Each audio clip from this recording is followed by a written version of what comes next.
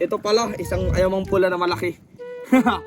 Ngayong araw naman guys, isamahan nyo naman kami dumiskarte ng pang-ulam dito sa munti nating palaisdaan. At syempre guys, dito na rin tayo magluluto at magpo-food trip na ulit tayo. Let's go! So what's up mga kanapadaan lang. So ngayong araw nga guys, simulan na natin ang adventure. Halika na, sumama ka sa adventure namin. Ito'y may dalang galak para sa inyong lahat. Laging bagong kaalaman sa inyo ang tatatak. Maraming salamat sa solidong samahan. Ang adventure nga pala guys natin ngayong araw ay manghuhuli nga pala tayo ng mga malalaking igat. At flex ko nga lang sa inyo guys itong napakagandang uniform natin. Magiging available nga pala guys itong rash guard na to sa Shopee. Sana mag-avail kayo. Nandito na nga pala guys yung mga ipapain natin sa panghuhuli natin ng mga malalaking igat. At eto na guys, agad na rin kami nagsimula dito kasi medyo lumalaki na rin yung tubig, high tide na guys. Muha nga lang guys kami dyan ng katawan ng nipa o yung tinatawag dito sa amin na puno ng sasay. Yan nga pala guys ang ginagamit namin pantulos. At sa kasamaang palad nga guys, no napandaw na namin ito lahat ng taan namin. Ngayong araw ay wala talaga kaming nahuli miski isang igat. Pero hindi kami papayag guys na wala kaming pupudripin ngayong araw, kaya dali-dali kaming bumaba dito sa loob ng ating munting palaisdaan at nangapa guys kami dito ng mga sugpot. Nanghuli na rin guys kami dito ng mga bangus. At sakto naman guys, meron pa rin tayong nahuhuli dito. Guys oh, ang laki nahuli ko isang sugpo naman. Kahit papano guys, may pupudripin kami ni Dugong. Hindi pwedeng hindi kami makakakain ngayong tanghali. Dogs, okay, gitin mo na yan, makahuli tayong mga bangus dyan.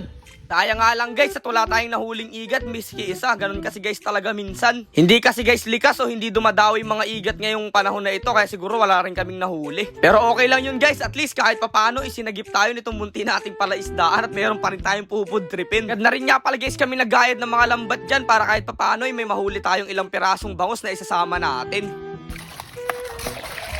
Hindi natin nasa pool guys yung bangus, ang bibilis. Ito lang nahuli natin, maliliit pa iba. Ang cute guys oh. Buditi. Erelay na huli natin malaki-laking bangus. Guys, habang nagagayad kami na Dugong dito ng mga sugpo at mga bangus, ay may nakita ko isang butas dito sa gilid. Ayan guys, oh. Butas ng alimango. Ayan. Ito pala tandaan na may laman siya guys kasi naghukay lang siya o kakahukay lang niya. Bago lang. Ito. Try natin kung makukuha natin sa loob. Kung minalas guys tayo dun sa igat kasi wala tayong nahuli, meron naman guys nagpakita sa atin isang butas ng alimango dito, kaya mukhang swerte pa rin tayo. Medyo malalim nga lang guys itong butas, kaya paniguradong mapapalaban tayo ng matinding hukayan dito. Kailangan pa natin hukayin kasi grabe ang lalim nung ano niya. Butas niya talagang kailangan pa natin ano yun. Nado pa siya sa pinakailalim. Si Dugong guys ang madukot, mahaba yung galamay. Yes, testing ulit. So yun guys, eto na, nakapitan na ni Dugong at eto na, dahan-dahan niya na ilalabas. Okay. Matapang guys kasi yung ano, bulik na ayaw yung pula. Nahigit na namin yung isang ano yung galamay. Okay. Labas. Ayun. Dali. Ang laki guys. Ugasa. Oh, kita nyo guys, galaw-galaw. Ang tapang niya no. Pulang-pula yung sipit. Ayun, baka pala.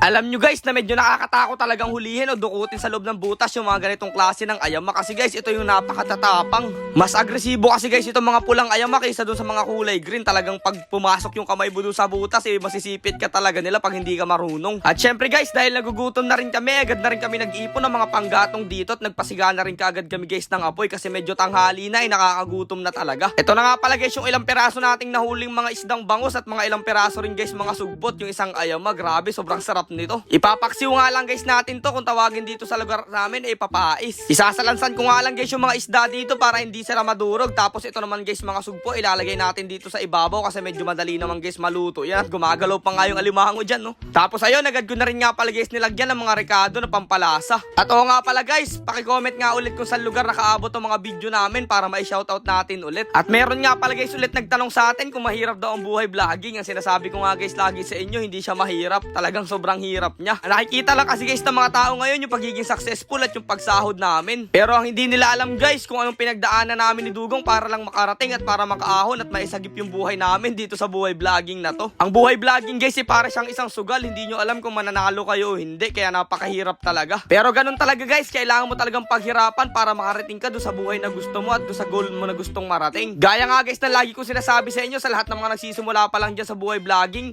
wala kaming pinagkaiba sa inyo ni Dugong. Kung na kaya namin gawin to. Panigurado, kayang-kaya mo rin yan. Basta magsikap ka lang at tiwala kay Lord. At hindi na nga pala guys natin namalayan na luto na pala itong kakainin natin. Kaya dali-dali ko guys itong nilagay dito sa plato para makapagsimula na rin tayo makakain kasi nakakagutom na talaga at medyo makulit na si Dugong. Bago nga pala guys tayo kumain, syempre wag pa rin natin kakalimutang magdasal at magpasalamat palagi kay Lord. So yun guys, tara, let's go! Food trip na tayo kasi medyo tanghali na. At yung ibang tropa natin guys, ipapakainin na rin natin sila. Maya-maya lang kasi nahihiya sila humarap sa camera. Kami lang muna daw. Let's go! So guys, oh. Dogs, oh. Tignan nyo naman guys yung ayama, oh. Oh, ang taba ng lalaking ayama. Okay. Okay. Yan guys, ang pinakamasarap dyan, oh. Sigupin mo, dogs. Ah, solid na solid. Apaw!